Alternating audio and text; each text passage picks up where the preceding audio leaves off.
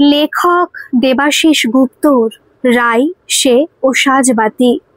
বাইরে বেরোবার আগে অভ্যেস বসে তিমিরের ঘরের সামনে আসে রাই। ঘর বন্ধ। রাই নিজে হাতেই তো বন্ধ করেছে, তবু কেন যেন সে চমকে উঠল। একবার হাত ছোঁয়ালো, তিমিরের হাতের স্পর্শ লেগে আছে কি? দরজা খুলে ভেতরে যায় রাই। ঘরের ভিতর বেশ অন্ধকার। বাসি রজনীগন্ধার গন্ধে ঘরটা ভরে আছে। তিমিরের ছবির সামনে কয়েক গোছা রজনীগন্ধার শুকনো স্টিক। গতকাল বন্ধুরা এনেছিল। সাদা টেবিল ক্লথ সরিয়ে ফুলগুলো তুলে জানালা খুলে বাইরে ফেলে। জানালার কোলের কাছে কতগুলো গ্লোব লিলি ফুটেছে। তিমিরের বড় প্রিয় ফুল, নিজে হাতে লাগিয়েছিল। গত রাতে খুব বৃষ্টি হয়েছিল। বৃষ্টির জল পেয়ে লিলি তার সমস্ত সৌন্দর্য যেন উজাড় করে দিয়েছে। জানালার ধার ঘেঁষে কিছু রজনীগন্ধা বসিয়েছিল তিমির। জলের ভারী ফুল সব নুয়ে পড়েছে। রাইয়ের ইচ্ছে হলো না তুলে দিতে, এত প্রিয় তার, কিন্তু আর যেন এই গন্ধ সহ্য হচ্ছে না। খোলা জানালা দিয়ে একটা ভ্রমর ঢুকে পড়ে। তিমিরের বুক সেলফে ধাক্কা খেয়ে পড়ে যায়। রাই দেখে উল্টে পড়েছে, বোধহয় গুবরে পোকা। একটা কার্ড নিয়ে পোকাটাকে তুলে জানালা দিয়ে বাইরে ফেলে দেয়। তিমির দেখলে রাগ করতো, ওর কীট পতঙ্গের ওপর খুব মায়া। রাইয়ের এই সব আদিক্ষেতা মনে হয়। কত কি যে তিমির বারণ করতো, গাছ থেকে ফুল তুলে নেওয়া, পরের গাছের ফল বাড়িতে ঝুঁকে পড়লে না ছেঁড়া, উপযুক্ত মজুরি দিয়ে তবে কাজের লোকজনকে বিদায় করা, রিক্সা চড়ে দর দাম না করা। প্রথম প্রথম খুব বিরক্ত লাগতো, পরে এমন অভ্যেস হয়ে যায় যে রাই এখন এইসব ভাবতেই পারে না। তিমিরের ডিগনিটি, ভদ্রতা, অপরকে আকৃষ্ট করার অদ্ভুত এক সহজাত ক্ষমতা, উচ্চস্বরে হাসা, এইসব কিছু নিয়ে এক আপাদমস্তক প্রাণবন্ত পুরুষ। কিন্তু এত কিছু সত্ত্বেও তার তিমির কি পরিপূর্ণভাবে নিজেকে রাইয়ের কাছে মেলে ধরতে পেরেছিল? বোধহয় না। পারলে কি এতগুলো বছর এইভাবে দুজনকে থাকতে হতো? রাই তিমিরের ছবির দিকে তাকায়। অনেককাল আগে ডুয়ার্স বেড়াতে গিয়ে মূর্তির বাংলোতে তোলা ছবিটা রাই তুলেছিল, একটু পাশ থেকে নেওয়া। ফ্রেমের ছবিটা তুলে আঁচল দিয়ে মুছে টেবিলে রাখে। টেবিল ক্লথটা টান টান করে দেয়, তারপর জানালা বন্ধ করে ঘর থেকে বেরিয়ে আসে। বেরোতে গিয়ে হ্যাঙ্গারে ঝোলানো তিমিরের পাজামা পাঞ্জাবিতে চোখ পড়ে।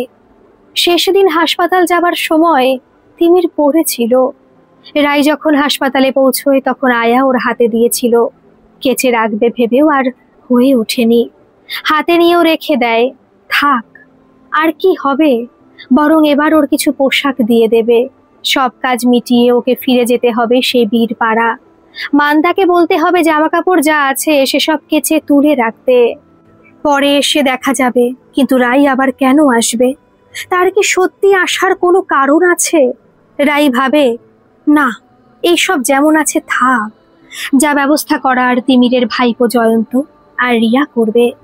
এই বাড়ির প্রতিও ওর আর কোনো মোহ নেই। জয়ন্ত পারলে বেঁচে দিক, কি ওরাই থাকুক, তাতে রাইয়ের কোনো অসুবিধা নেই। রাই পালাতে চায়, যত দ্রুত সম্ভব তার কর্মজীবনে ফিরতে চায়। এখানে এখন তার দম বন্ধ হয়ে আসছে। জয়ন্ত, রিয়া, ওদের একমাত্র সন্তান গোগল আর বাকি আত্মীয় স্বজন সবাই ফিরে গেছে। শুধু পড়ে রয়েছে রাই আর তিমিরের দিদি স্বপ্না। একবার বেরোতে হবে, ব্যাংকে কিছু কাজ আছে। তিমিরের সাথে জয়েন্ট অ্যাকাউন্ট বন্ধ করে যে কটা টাকা আছে তা দিয়ে ধার বাকি মিটিয়ে মান্দার 3 মাসে টাকা দিয়ে ছুটি করে দিতে হবে। তারপরও কিছু খুচরো খরচ আছে, কাগজের দাম, 2 মাসে ইলেকট্রিক বিল, টেলিফোন বিল, আরও কিছু দেনা। এইসব মিটিয়ে সে চলে যাবে।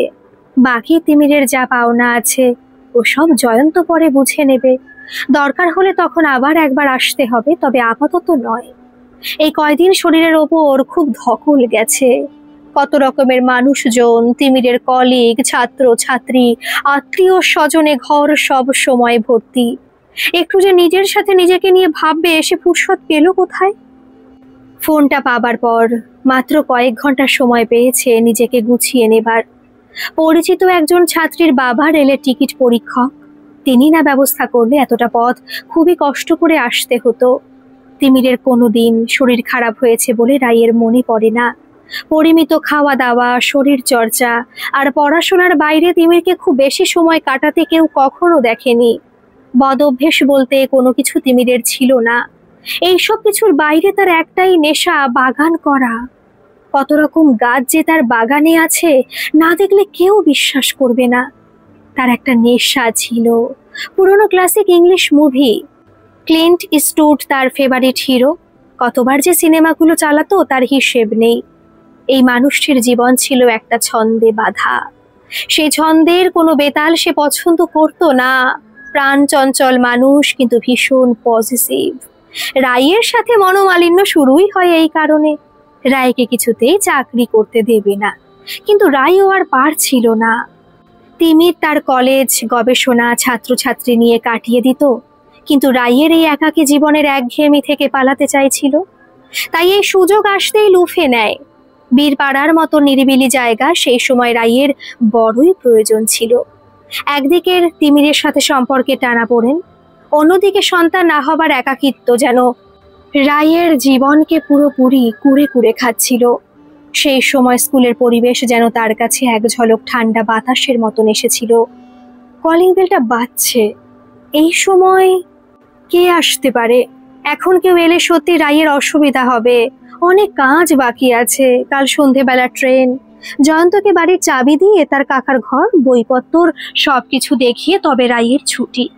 একটি মেয়ে, বছর 22 হবে, শ্যামলা রং, মোটামুটি উচ্চতা, চোখে চশমা। রায় জানতে চায় কাকে চাইছেন।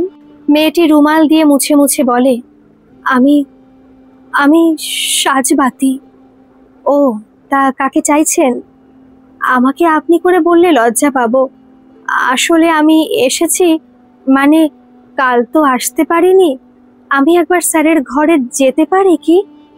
হ্যাঁ, কিন্তু আমাকে একটু বেরোতে হবে, কয়েকটা কাজ আছে। তাই আমি দেরি করব না। একটা মালা নিয়ে এসেছি, ওটা পরিয়ে চলে আসব। একটু যদি স্যারের ঘরের দরজাটা। ও হ্যাঁ। রাই দরজা খুলে বাইরে চলে আসে। মেয়েটা একটু দাঁড়িয়ে ব্যাগ থেকে শাল পাতায় মোড়া একটা রজনীগন্ধার মালা বার করে ছবির ওপর পরিয়ে দেয়। রাই ভাবে, রজনীগন্ধা ছাড়া কি আর ফুল হয় না? এই গন্ধ তার অসহ্য লাগছে। মেয়েটি ছবির সামনে বসে টেবিলে মাথাটা ঠেকায়। তারপর রাইকে বলে, আমি মিনিট 5 থাকবো। এইটুকু সময় যদি। রাই বুঝতে পারে কি ভেবে দরজা একটু ভেজিয়ে বেরিয়ে আসে। নিজের ঘরে গিয়ে আয়নায় নিজেকে দেখে।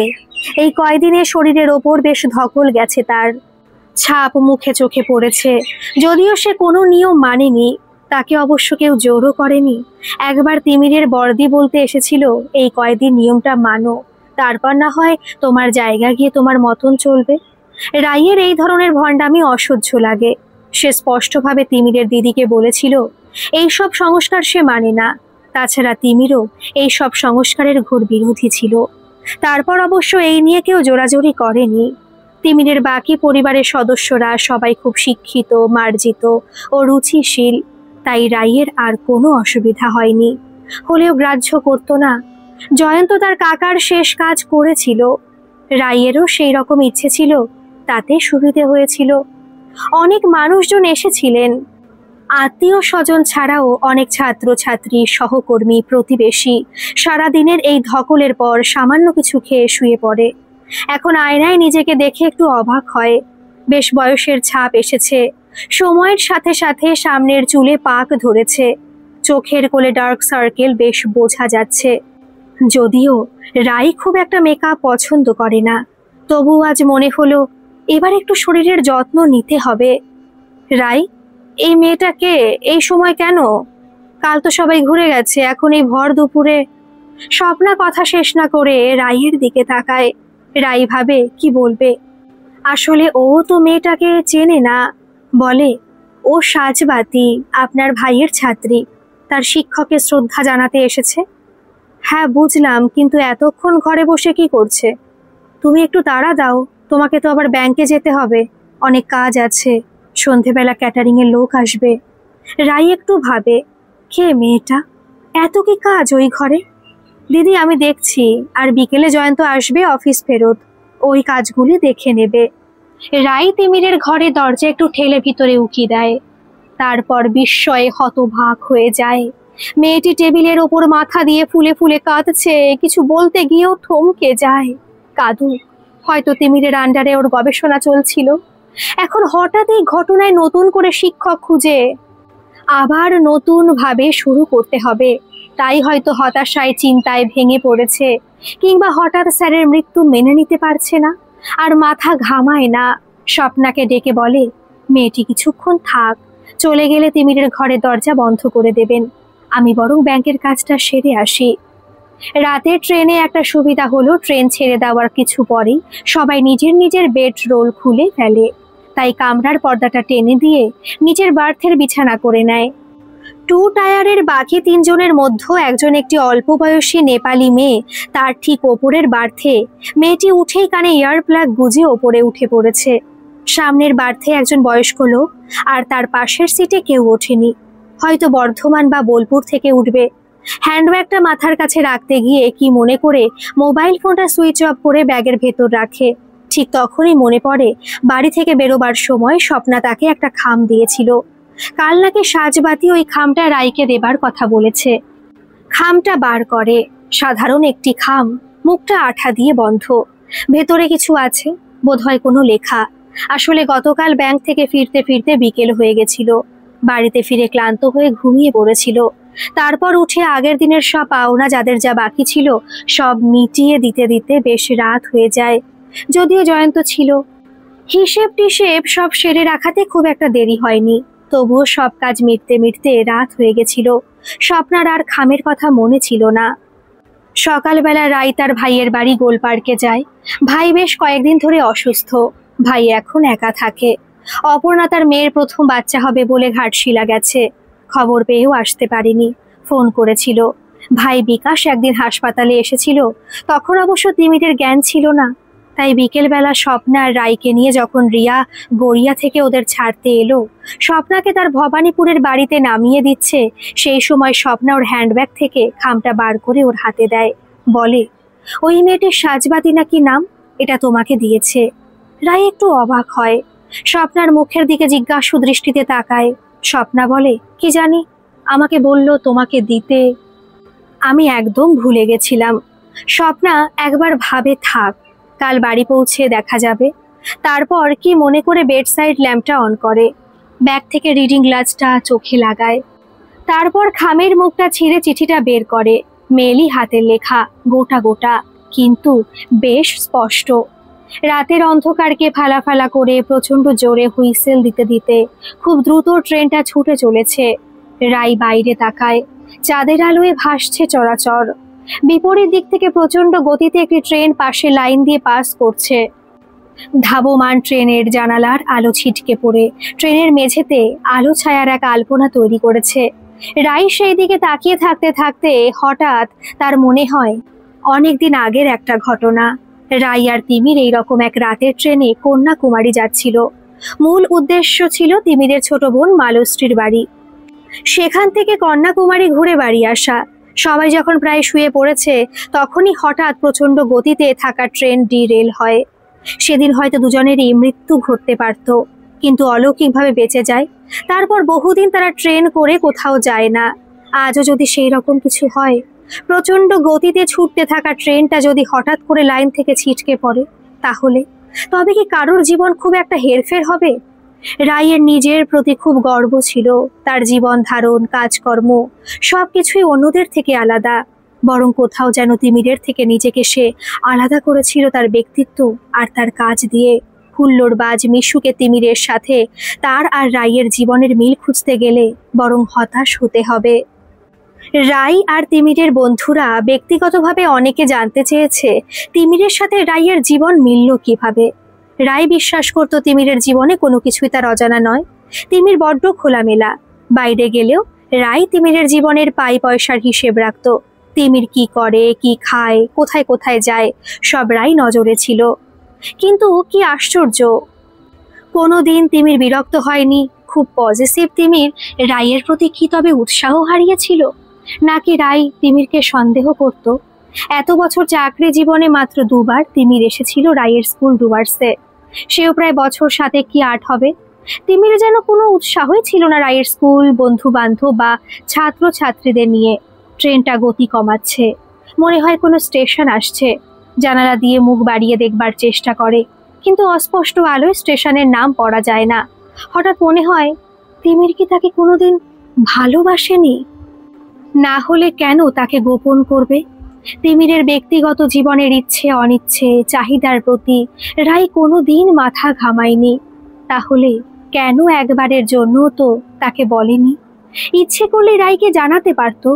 আজ মনে হয় তিমির অনেক কিছুই গোপন করেছিল। রাইয়ের সন্তান হবার নয়, শারীরিক ত্রুটি রাইয়ের, তিমিরের নয়। এই সত্যটিও রাইয়ের কাছে বহু বছর গোপনে রেখেছিল। বরং জানতে চাইলে বলতো, ডাক্তার সেভাবে কিছু বলেনি। কোনোদিন জানা যেত না যদি না জলপাইগুড়িতে এসে শিখার পরিচিত লেডি ডাক্তারকে না দেখাতো। অথচ সন্তান না হবার বেদনায় সে বারে বারে তিমিরকেই অভিযুক্ত করত। মনে করত তিমিরের শারীরিক ত্রুটির কারণে তাদের সন্তান হয়নি। তাই একরকম জোর করেই সে চাকরি নিয়েছিল তিমিরের আপত্তিকে গুরুত্ব না দিয়ে। সে শোধ নিতে চেয়েছিল। এক ধরনের প্রচ্ছন্ন অপমান কি করেনি? তিমিরের মতন একজন মানুষকে একা থাকতে দিয়ে কি প্রকারান্তরে চ্যালেঞ্জ করেছিল? দেখি তোমার ক্ষমতা। মাথাটা টিপ টিপ করছে, ঘাড়ের কাছটা একটু ব্যথা ব্যথা করছে। হাত ঘড়িটা দেখে, প্রায় 12টা। জানালা দিয়ে বাইরে তাকায়। ট্রেনটা কোনো এক অজানা জায়গায় দাঁড়িয়ে আছে। ফাঁকা মাঠের মাঝে সামিয়ানা খাটিয়ে আলো জ্বালিয়ে কিছু একটা হচ্ছে, বেশ ভিড়। বোধহয় রামলীলা হচ্ছে। রাই ওঠে, এক চুমুক জল খায়, তারপর পর্দা সরিয়ে বেসিনের দিকে যায়, ঘাড়ে মাথায় জল দেবে। ট্রেনটা চলতে শুরু করে। হঠাৎ দুলুনিতে টাল ঠিক না রাখতে পেরে প্রায় পড়ে যাচ্ছিল। কোনো ক্রমে সামলায়, মাথায় ঘাড়ে জল দিয়ে একটু আরাম হয়। বার্থে এসে শুতে গিয়ে চিঠিটার দিকে চোখ যায়। চশমার খাপ সরে চিঠিটা আবার পড়ে। আমি রূপরেখা, আপনি আমাকে চিনবেন না। গতকাল আমি আপনার বাড়ি গেছিলাম, একটা দুটো কথাও হয়েছিল, কিন্তু পরিচিত হবার বা পরিচয় দেবার মতন সময় এবং মনের অবস্থা কারোরই ছিল না। কিছুক্ষণ ছিলাম, তারপর উঠে আসি।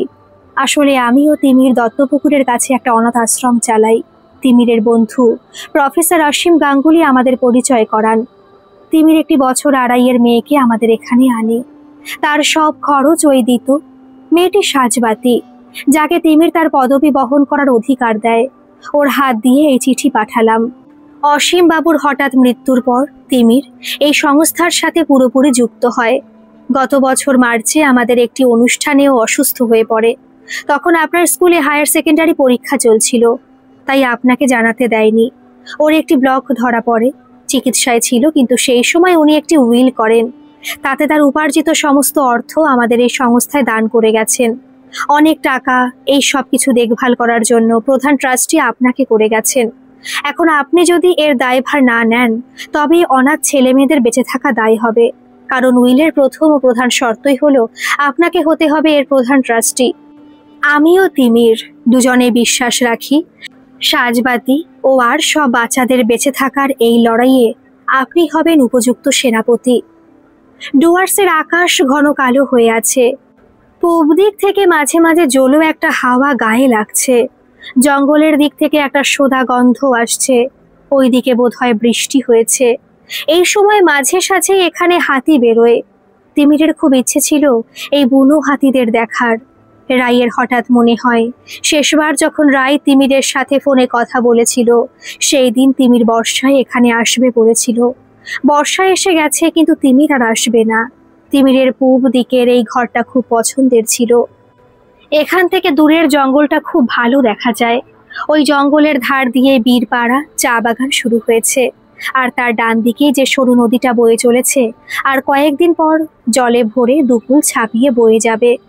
বড় বেটি নদী, নদী না বলে নালা বলা ভালো। হঠাৎ বানে বন জঙ্গল উঠোন ভরে যায়, আবার কয়েক ঘন্টা বাদে সেই নদী আবার শুকনো। বড় অদ্ভুত এই প্রকৃতি। এই অদ্ভুত ভালো লাগা প্রকৃতিকে রায় আপন করে নিয়েছে। আজ তাড়াতাড়ি সন্ধ্যা নামছে। হায়ার সেকেন্ডারির পরীক্ষায় খাতাকাল জমা দিতে আলিপুরদুয়ার যেতে হবে। সবকটা খাতা গুছিয়ে ব্যাগের ভিতর রাখতে রাখতে হঠাৎ মনে হলো কে যেন জানালার ধার দিয়ে চলে গেল, আপছে একটা মানুষ মতন। রাই জানালার ধারে গিয়ে দেখার চেষ্টা করে, কিন্তু কাউকে দেখতে পায় না। বাইরের মধ্য বেশ অন্ধকার। সবে 5টা বাজে। জমাট মেঘ আকাশে একটু গুমোট করে আছে। জানলার সামনে থেকে সরে এসে দরজার দিকে যেতেই পঞ্চুকে দেখতে পেল। একটু অবাক হলো। এই সময় তুই কি ব্যাপার? দিদি, একজন আপনার সাথে দেখা করার জন্য এসেছেন। সকাল থেকে স্কুল গেটের সামনে দাঁড়িয়েছিল। আপনি আজ আসেননি, তাই শেষে আপনার নাম করতে নিয়ে এলাম। কে?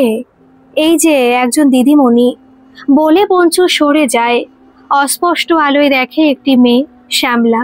ভালো করে দেখতেই চিনতে পারে, সাজবাতি। বিস্ময়ে হতবাক হয়ে যায়। তুমি কিভাবে এলে? আমার ঠিকানা পেলে কিভাবে? এতটাই অবাক হয়েছে রাই, মেয়েটিকে ভেতরে আসতে বলতেও ভুলে যায়। পঞ্চু বলে, আমি তবে আসি দিদি ভাই। সম্বিত ফেরে রাইয়ের। পঞ্চুকে বিদায় জানিয়ে ভেতরে আসতে বলে। সারাদিনের ক্লান্তিতে মেয়েটার মুখ শুকিয়ে গেছে। বোধহয় সারাদিন কিছু খাওয়া হয়নি। অবাক বিস্ময়ে রাই আবার প্রশ্ন করে, তুমি আমার ঠিকানা পেলে কিভাবে? স্কুলের নামটা জানতাম, তাই অসুবিধে হয়নি। ওর হাতে একটা ছোট ঝোলা ব্যাগ, তাতে বোধহয় টুকিটাকি রাখা। ভালো করে মেয়েটাকে আবার দেখে। ওইদিকে দরজার পাশে বাথরুম আছে, যাও চেঞ্জ করে নাও। আমি বরং তোমার একটু চা বানিয়ে আনি। মেয়েটা ইতস্তত করে, বলে, না, আমি রাতে কোনো ট্রেন থাকলে চলে যাব। দিদি কয়েকটি কথা আপনাকে জানাবার জন্য পাঠিয়েছেন। আসলে আপনার কোনো মোবাইল নম্বর জানা নেই তো? বুঝেছি, কিন্তু রাতে কোনো ট্রেন নেই যা কলকাতায় যায়। ট্রেন পেতে গেলে দুপুরের আগে নয়। আপাতত এখন ফ্রেশ হয়ে কিছু মুখে দাও।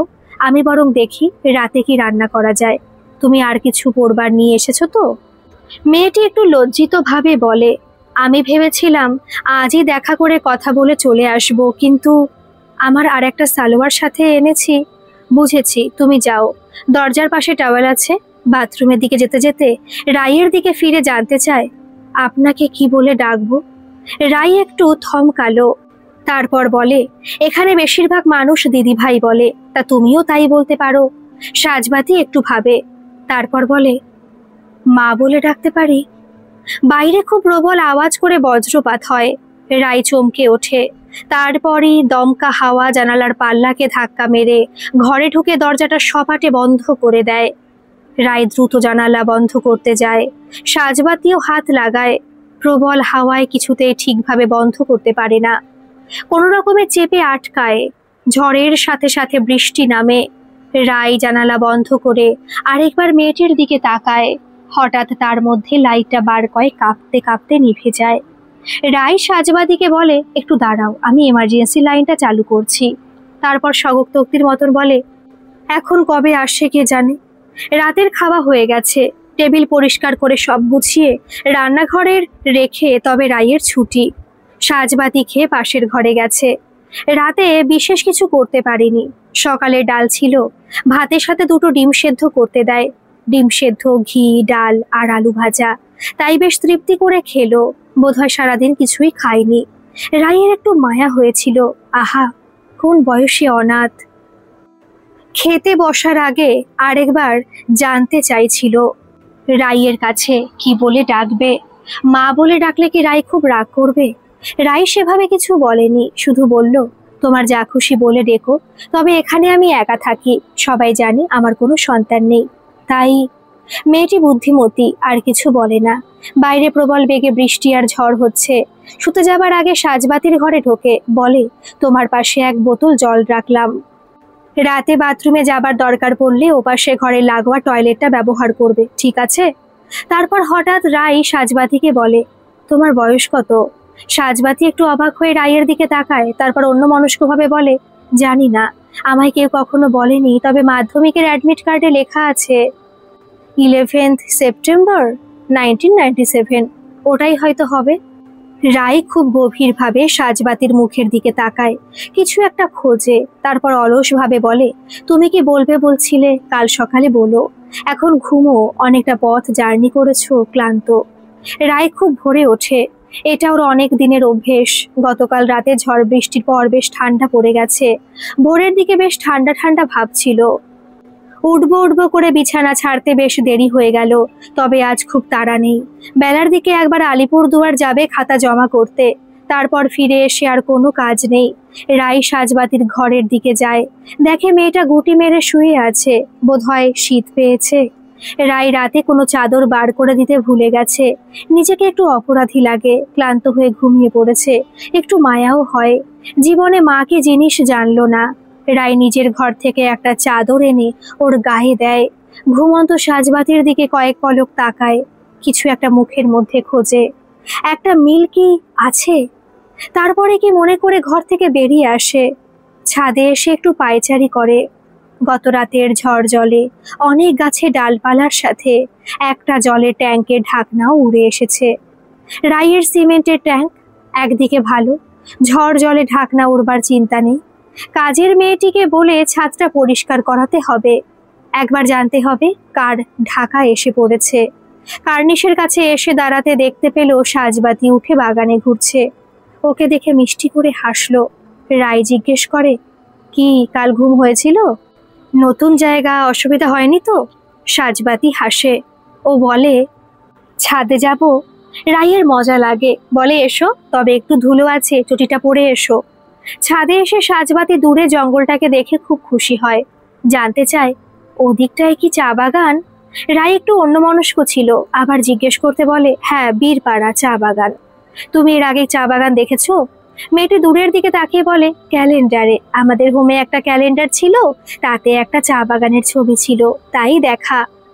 রাই বলে, ঠিক আছে, বিকেলে তোমাকে দেখিয়ে আনবো, ভালো লাগবে। সাজবাতি বলে, না, আমাকে চলে যেতে হবে। দিদি চিন্তা করছেন, আমি দেখেছি বিকেল 4টেতে একটা ট্রেন আছে, আমি ওটাতেই। ঠিক আছে, পরে দেখা যাবে, এখন নিচে চলো, ফ্রেশ হয়ে নাও, চা খাও। দুপুরে কি খাবে, মাছ না মাংস? আমি নিরামিষ খাই, যে কোনো কিছু হলেই হয়, তবে ডিম খাই, মাসে 2টো। কাল তো খেয়েছি, আজ আর খাবো না। রাই খুব অবাক হয়, নিরামিষ খাও কেন? তোমার কি কোনো শারীরিক ব্যাপার আছে, নাকি কোনো গুরু বা ওই রকম কিছু? সাজবাতি হাসে, বলে, হোমে হয় না, তাই অভ্যেস নেই। এতজন ছেলে মেয়ে, তাদের সবাইকে মাংস বা মাছ খাওয়ালে অনেক খরচ। কিন্তু জন্মদিন বা ওই রকম কিছু তখন হয় না? সাজবাতি একটু গম্ভীর হয়ে যায়, তারপর স্পষ্ট উচ্চারণে ধীরে ধীরে বলে, আমাদের এই হোমে যত বাচ্চা আছে সবাই অনাথ, তাই এদের কবে জন্মদিন জানে না কেউ। রাই আর কিছু বলে না, সিঁড়ি দিয়ে নামতে নামতে বলে, আজ আমি একটু আলিপুরদুয়ার যাব, কিছু খাতা আছে, জমা দিয়ে আসবো। ফিরতে ফিরতে দুপুর হয়ে যাবে। আমি আমাদের বাড়ির যে মেয়েটি কাজ করে, ওকে বলে রাখবো, তোমার সুবিধা মতন খেয়ে নেবে। সাজবাতি বলে, আমি একবার স্টেশন যাব টিকিট করতে, দেখি যদি কোনো রিজার্ভেশন পাই। তুমি চেনো? এখান থেকে অনেকটা পথ, সেই মাদারিহাট। ও ভালো কথা, তুমি কি ট্রেনে এসেছো? সাজবাতি মন দিয়ে একটা পাখির ডাক শুনছিল, খুব চেনা, কিন্তু নামটা জানে না। খুব মিষ্টি, মন খারাপ করা ডাক। অন্যমনস্কভাবে বলল, না, বাসে। রায়ের ফিরতে ফিরতে বেশ বেলা হলো। বাড়ি ফিরে সাজবাতিকে দেখতে পেল না। রায় খুব ক্লান্তি বোধ করছিল। একটু বিশ্রাম নিয়ে স্নান করে যখন বেরোলো, তখনও দেখলো সাজবাতি ফেরেনি। কাজের মেয়েটি সব গুছিয়ে চলে গেছে। রায় খাবার গরম করতে করতে একবার কি মনে করে সাজবাতির ঘরে গেল, না, নেই। একটু চিন্তা হলো রায়ের, গেল কোথায়? অজানা অচেনা পথঘাট, যদি কোনো বিপদ হয় তাহলে কি কৈফিয়ত দেবে? রাগ হলে রাইয়ের মাথা টিপ টিপ করে। ঘর থেকে বেরোতে গিয়ে রাইয়ের জানালার পাশে রাখা কালকের জলের বোতলের তলায় একটা কাগজ দেখতে পেল। রাই এগিয়ে গিয়ে কাগজটা তুলে দেখলো একটা চিঠি। সাজবাতি লিখে রেখেছে, আপনার সাথে একটা দিন খুব ভালো কাটলো, আপনি খুব ভালো, আমায় দিদি পাঠাননি, আমি নিজেই এসেছি। আসলে মা কেমন হয় জানতে। খুব ছোটবেলায় যখন স্যার আমায় স্কুলে ভর্তি করে দেন, তখন দেখতাম সব বন্ধুদের মা আসে বাচ্চাদের সাথে। কোনো কোনো বাচ্চার বাবা আসেন, কিন্তু আমার কেউ আসতো না। কতবার জানতে চেয়েছি আমার কেন মা নেই। তারপর বড় হলাম, জানলাম আমাদের মা বাবা হয় না, তবু উনি আমায় বাবার স্নেহে বড় করেছেন, সেভাবে কোনো কষ্ট করতে দেননি। আমি নিজেই হোমের অন্য বাচ্চাদের মতন থাকতে ভালোবাসতাম। মাঝে মাঝে খুব দুঃখ হতো। বিড়াল কুকুরেরও মা থাকে। আমাদের হোমে একটি কুকুর ছিল, বৃষ্টি হলে বাচ্চাটাকে মুখে করে বারান্দায় তুলতো। কিন্তু বন্ধুদের কাছে জানতে চাইতাম, মাকে কি করে চিনিস? বন্ধুরা খুব হাসতো। শুধু একজন আমার খুব বন্ধু ছিল, সুজাতা। সে বলতো, মায়ের গায়ের গন্ধ দিয়ে চেনা যায়। সব মায়েদের আলাদা আলাদা গন্ধ থাকে, তাই চোখ বন্ধ করেও মায়ের গায়ের মিষ্টি গন্ধে মাকে চিনে ফেলি। সেদিন যখন আপনি আপনার কলকাতার বাড়ির দরজা খুললেন, আপনার গায়ের গন্ধে বহুদিন আগে সুজাতার বলা কথা মনে পড়ে গেল। মনে হলো আপনি আমার মা। কি যে ভালো লেগেছিল, তাই খুব মন চেয়েছিল যদি মা বলে ডাকি। আমি ফিরে যাচ্ছি, কোনোদিন যদি আবার দেখা হয় তাহলে মনে মনে মা বলে ডাকবো, কেউ শুনবে না। আপনাকে লজ্জায় পড়তে হবে না। ইতি সাজবাতি। চিঠিটা পড়ে রাই স্তম্ভিত হয়ে যায়। মা হারা অনাথ এই মেয়েটির ওই কটি লাইন রাইয়ের মনের কোনো গভীর অন্তঃস্থলে গেঁথে যায়। ভুলে যায় রান্নাঘরে খাবার গরম করতে দিয়েছে, পোড়া গন্ধে সম্বিত ফেরে। দ্রুত কিচেনে গিয়ে গ্যাস বন্ধ করে। খাবারের দিকে তাকায়, মেয়েটা বোধহয় না খেয়েই চলে গেছে। অভুক্ত ক্ষুধার্ত মেয়েটির বোধহয় সারাদিন খাওয়া হবে না। রাইয়ের খাবার ইচ্ছে চলে যায়। এই প্রথম রাইয়ের মনে হয় তিমির তাকে হারিয়ে দিয়েছে। চোখের সামনে থেকে একটা পর্দা যেন সরে যায়, সবকিছু যেন স্পষ্ট হয়ে যায়। রাই খুব দ্রুত কতকগুলি সিদ্ধান্ত নেয়, তারপর নিজের মনেই বলে, না, কোনোভাবেই সে হার মানবে না। যেভাবেই হোক সাজবাতিকে ফেরাতে হবে। এইটুকু মেয়েও তাকে হারিয়ে দিয়ে চলে যাবে। এতদিন পর হঠাৎ তিমিরের জন্য তার খুব কষ্ট হয়। বুকের ভেতর চেপে রাখা কান্না যেন বর্ষার ধারার মতন বেরিয়ে আসে। ঘড়ির দিকে তাকায়, এখনই বেরোতে হবে। আধ ঘন্টার মধ্যে মাদারিহাট স্টেশনে পৌঁছতে হবে, না হলে বড্ড দেরি হয়ে যাবে। স্টেশনের বেঞ্চে একধারে সাজবাতিকে বসে থাকতে দেখে রাই। ট্রেন লেট না হলে এতক্ষণও ট্রেনে উঠে পড়ার কথা। রাইয়ের সামনে গিয়ে দাঁড়ায়।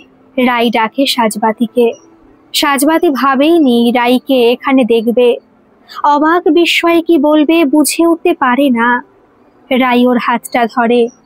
কিরে পাগলি, ভর দুপুরে না খেয়ে মাকে জব্দ করবি? জানিস না মা না খেলে মায়েরও খাওয়া হয় না? এইটুকুন ছোট্ট মনের ভিতর এত অভিমান পুষে রেখেছিস মা। চল, বাড়ি চল। তোকে আর কোথাও যেতে হবে না, তুই আমার কাছে থাকবি। তোর মায়ের কাছে মা মেয়ে একসাথে যা হোক চলে যাবে, কি বল? তোর বাকি পড়া এখানেই করবি, আমি আছি। হ্যাঁ রে, তোর মা আছে। তোর হোমের দিদিকে এখনই জানিয়ে দিচ্ছি যে তুই দত্তপুকুরে ফিরে যাবি না, তুই এখানেই আমার কাছে থাকবি, তোর মায়ের কাছে। হোমের যা কাগজ সই করতে হবে ও আমি সব খুব তাড়াতাড়ি কলকাতায় গিয়ে করে দেব, কোনো চিন্তা নেই। রাইয়ের গলা বুঝে আসে। শক্ত করে সাজবাতির হাত ধরে ওকে ওঠায়। চল মা, অনেকটা পথ যেতে হবে যে। এই প্রথম রাইয়ের মনে হয় তার স্কুল নয়, সমাজ, প্রতিবেশী, আত্মীয় স্বজন কেউ নয়, তার আপন তার মেয়ে সাজবাতি। রাই আরেকবার সাজবাতির মুখের দিকে তাকায়। মলিন ক্লান্ত শুকনো মুখটা দেখে মাতৃস্নেহে মনটা হু হু করে ওঠে। শাড়ির আঁচল দিয়ে মুখটা মুছিয়ে দিয়ে বলে, একবার খুব জোরে মা বলে ডাক না রে মা। তারপর ছেলে মানুষের মতন সাজবাতির হাতটা মুঠোয় নিয়ে বলে, আর কোনোদিন আমায় ফেলে তোর বাবার মতন পালিয়ে যাবি না তো? গল্পটি কেমন লাগলো অবশ্যই কমেন্ট করে জানাবেন, আর ভালো লাগলে একটা সাবস্ক্রাইব করে আমার পাশে থাকবেন। ধন্যবাদ।